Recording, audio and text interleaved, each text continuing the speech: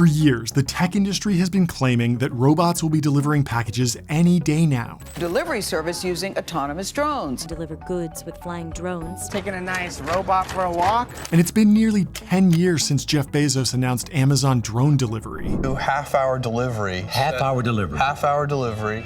Well, since that Bezos clip, he's grown his net worth from a measly $25 billion to over $200 billion. And we still don't have drones delivering our packages. So what gives, Jeff? He clearly has the money to do it. So why hasn't it happened? Is robotic delivery pure hype?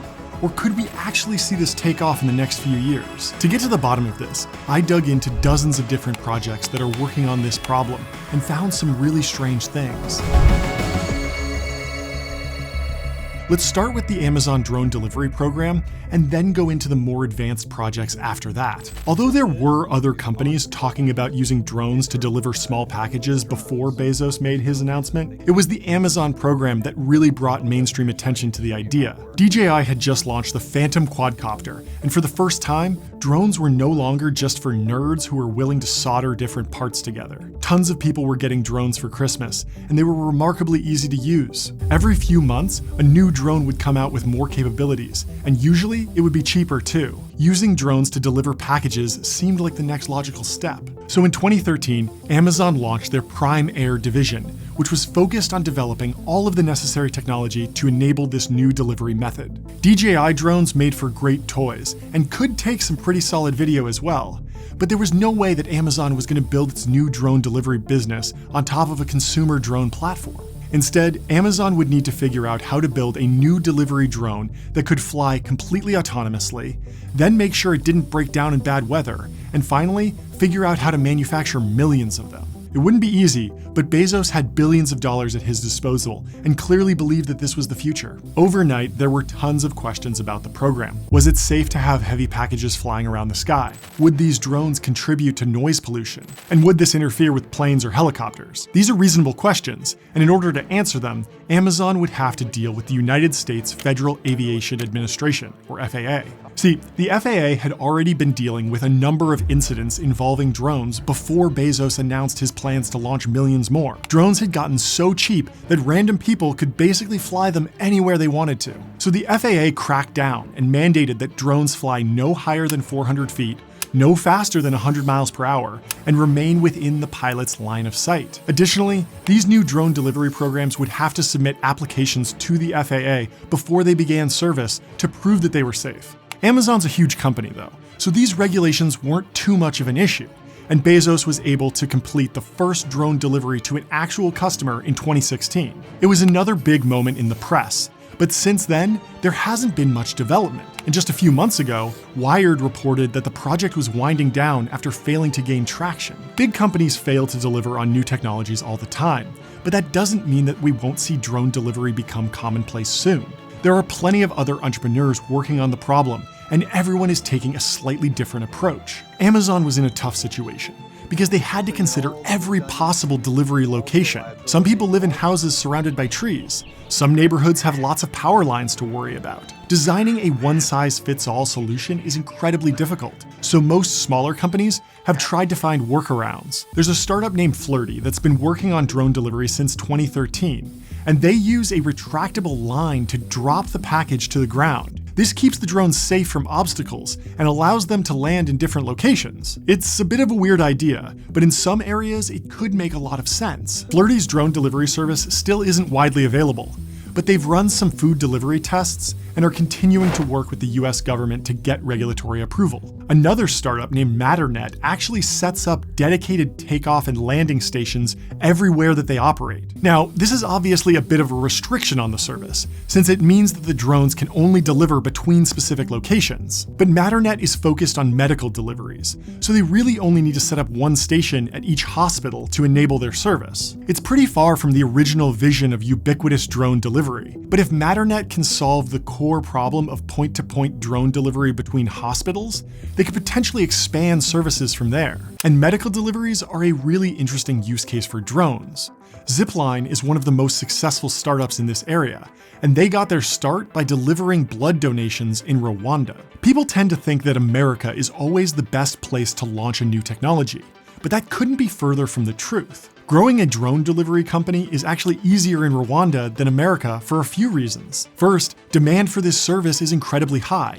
Moving blood from central donation centers out to rural hospitals is incredibly difficult through normal means in Rwanda. There just isn't enough blood to store extra donations at every single hospital in the country, and driving blood around just isn't feasible in a life or death situation where every second matters. Zipline's drone deliveries save lives, and that's led to the Rwandan government actually supporting the initiative and speeding up regulatory approvals. Building a new technology like drone delivery requires honing in on the highest value use case and building out from there. Zipline is now expanding to other markets, but by starting with blood delivery, they were able to test out the basic technology before scaling it. So, it seems like we're pretty close to getting life-saving medical supplies delivered by drone in the near future.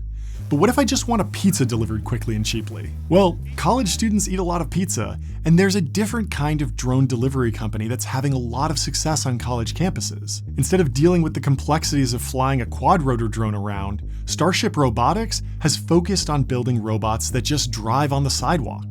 Obviously, there are some pros and cons to this approach. First off, you can drive these robots basically anywhere that a human can walk. This is great for college campuses that are designed with pedestrians in mind. Most of the sidewalks are paved and handicap accessible, although these Starship robots can hop a curb if they need to. More importantly, on a college campus, there is a very high density of potential customers. Thousands of students are ready to use the service and are already familiar with ordering things online. It's also easy to create a high-resolution 3D map of the entire campus, so the robots know exactly where to go. It's not a completely controlled environment, but it's a bit more forgiving than busy city streets. Sticking to small campuses also means that it's easier to keep the robots from getting vandalized. There's a long history of tech companies putting things on the sidewalk and just hoping that everyone will behave.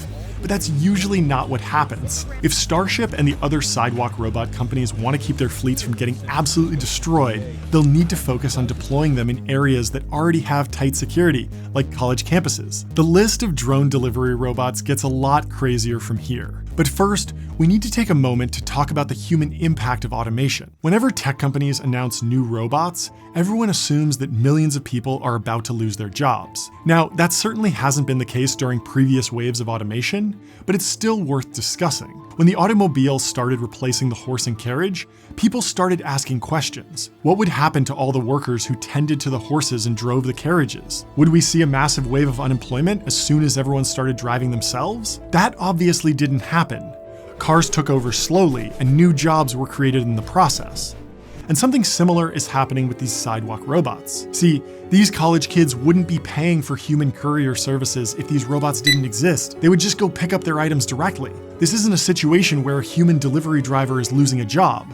The only person who's losing a job is the college student who no longer has to go pick something up. And these robots aren't even fully autonomous yet. Each fleet has remote drivers that can step in and control the units from a computer if something goes wrong. So instead of putting people out of work, this actually creates new jobs. And there's a different sidewalk robot company named Coco that actually uses remote drivers exclusively. Now, I'm sure they're planning to layer in self-driving technology down the road, but for now, every robot in their fleet is controlled by a human. Each sidewalk robot company is approaching the problem differently, which is really valuable when no one knows exactly what will work best. Amazon was originally aiming for a universal solution that could work everywhere, but it looks like a segmented approach might be better. A hospital network will have different needs from a college campus, and this will lead to radically different robotic solutions. And Amazon is actually working on their own sidewalk robots now, so it seems like they might wind up offering drone delivery after all, even if these drones won't fly. But all of these sidewalk robots have one big problem.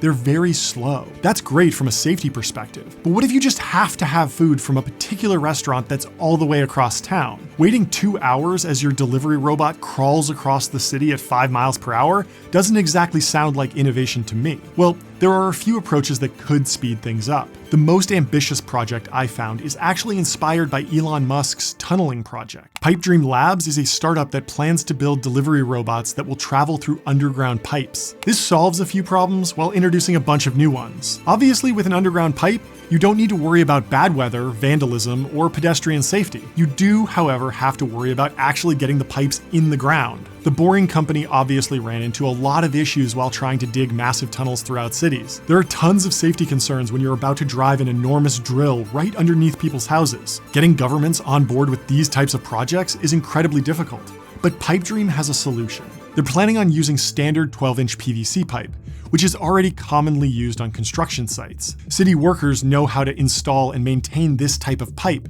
so it's a lot easier to get approved. And instead of paying for a massive drill to build a huge tunnel, PipeDream just needs to convince cities to install empty PVC pipes next to the existing water main lines. Once the pipes are installed, autonomous drones can drive through these tunnels carrying packages to their destinations. Because the pipes are completely self-contained, the pods can travel 15 times faster than a sidewalk robot. It's not going to be right for every kind of delivery, but it could be a useful option for certain types of goods. Obviously, tunnel-based approaches to robotic delivery take a long time to roll out, so this particular technology is unlikely to be widely available anytime soon. But there is still one other major option when it comes to drone delivery, and I honestly think that this one might be right around the corner. All delivery companies have to optimize around two factors: route density, which is the number of drop-offs you can make on a delivery route, and drop size, which is the number of parcels you can drop off at each stop. If you can make lots of deliveries in one particular area, the cost per delivery will be low. Similarly,